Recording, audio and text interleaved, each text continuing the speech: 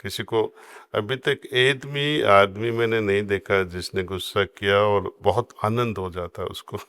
కోపం వచ్చినప్పుడు చాలా ఆనందపడే ఏ ఒక్క మనిషిని నేను ఇప్పటివరకు చూడలేదు. బయటికి మాత్రం ఆనందంగా ఉన్నట్లు కనిపించొచ్చు. కానీ లోపల మాత్రం వారికి స్ట్రెస్ హార్మోన్లు విడుదలవుతాయి. దవడలు బిగుసుకుంటాయి. కళ్ళు ఎర్రబడతాయి. పెద్దగా ఉబ్బుతాయి.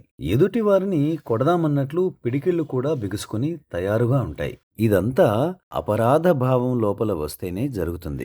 మనలో రగిలిన నిప్పురవ్వ మంటగా పెరిగితే మనల్ని కూడా దహిస్తుంది కదా!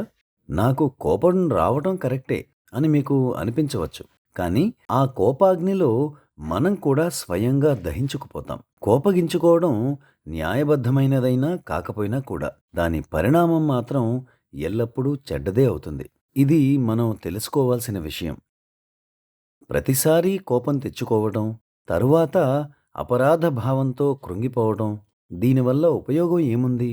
బాబూజీ చెప్పేది ఏమిటంటే, రాత్రి నిద్రపోయే ముందు పశ్చాత్తాపం చెందాలి అని. పశ్చాత్తాప భావనతో ప్రార్థనాపూర్వకంగా భగవంతునికి మాట ఇవ్వాలి. అదేమిటంటే, నేను ఈ తప్పు మళ్ళీ ఇంకెన్నడూ చెయ్యను అని. మీరు తప్పులు చెయ్యొచ్చు.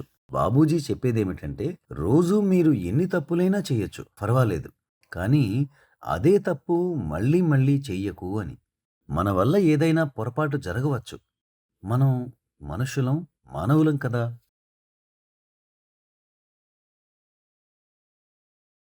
పరిపూర్ణులం కాదు కదా! అందుకని భగవంతుని క్షమాపణ కోరాలి.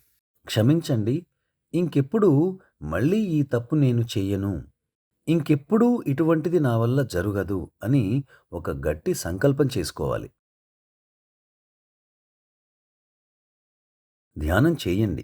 ప్రకృతి ప్రసాదించిన నాలోని ఈ లక్షణాలన్నీ సాధారణమవుతున్నాయి అనే సంకల్పం కూడా మనం చేయవచ్చు.